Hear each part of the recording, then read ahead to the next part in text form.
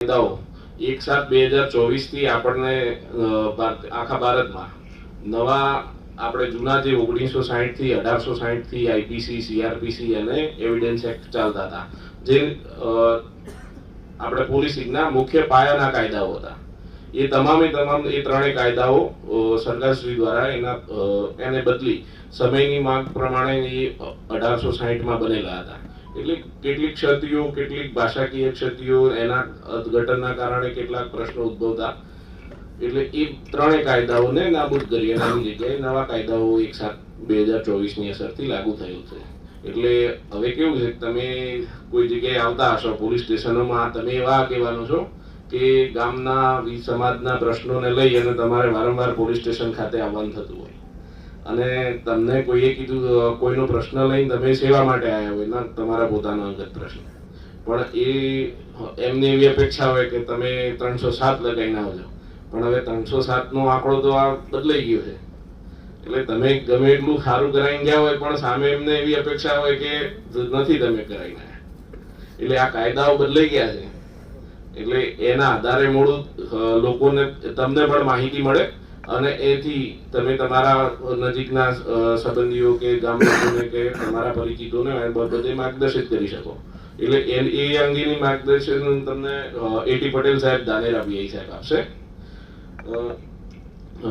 Police વિભાગના અવનવા જાહેરનામાઓ છે કે જે કલેક્ટર સાહેબ અથવા કલેક્ટર સાહેબ આપણા જિલ્લા લેવલે કલેક્ટર સાહેબ જાહેરનામાઓ પાડતા હોય, કમિશનરેટ વિસ્તારમાં પોલીસ કમિશનર સાહેબ જાહેરનામાઓ પાડતા હોય.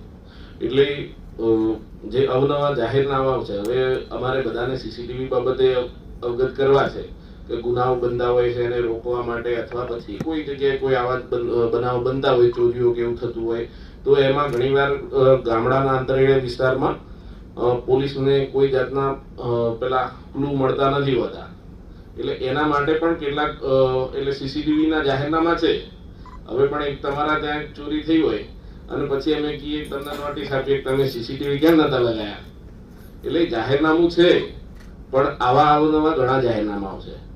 તેથી તમને એ બાબતે એડવાન્સમાં માહિતગાર કરવા માટે, એના માટે પીઆઈ આર રાઠવા સાહેબ, થરાદ પોલીસ સ્ટેશન, એ આપને માર્ગદર્શિત કરશે. સુઈગામ પીએસઆઈ આર.એમ. ચાવડા સાહેબ, એ આપણને ટ્રાફિકના નિયમન અને ટ્રાફિકના કાયદાઓ, પોલીસ સાથે સંઘર્ષમાં લોકો સૌથી વધુ ટ્રાફિક બાબતે જ આવતા હોય.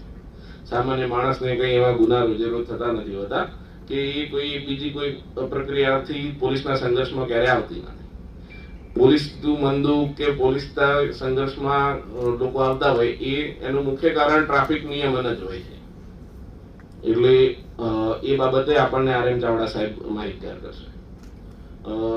માવસરી પીએસઆઈ વીએસ દેસાઈ સાહેબ આપણને વ્યાજ વટાવ બાબતે, વ્યાજની બધી અને એનાથી સરકાર તરફે કાયદાનો ઉપયોગ કરી અને એમાં મળતું રક્ષણ અને આ પ્રવૃત્તિ દ્વારા જે વ્યક્તિઓ લોકોને પીડિતા હોય છે એ બાબતની તમને એમાં લીગલ એડ, કાયદાકીય મદદ કેવી રીતે મળી શકે, એ બાબતે વીએસ દેસાઈ સાહેબ આપણને માહિતગાર કરશે.